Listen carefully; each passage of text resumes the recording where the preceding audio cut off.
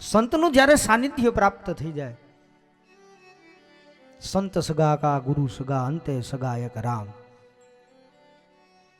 પણ એ સંતનું આપણને સાનિધ્ય પ્રાપ્ત કરવું એના માટે આપણે પહેલા લાયક બનવું પડે. ત્યારે આપને ગુરુ ગોતવા ન જવા પડે. ધ્રુવજી ગોતવા નહોતા ગયા. એમાં ભગવાનની જ્યારે પ્રેરણા થઈ જાય ત્યારે સામેથી ગુરુ આવે. ગુરુને પાસે કંઠી બંધાવા જાવી ન પડે. પણ આપણે લાયક થઈ જાય ને એટલે ભગવાન જ એ ગુરુના રૂપમાં, એ જ ભગવાન છે, એ જ ઠાકોરજી છે. પણ પેલા તો કે આપણો નાતો ઈશ્વર સાથે જોડાવો તો એટલે આપમેળા ભગવાન મોકલી દે. સમર્થ ગુરુ જ આવે.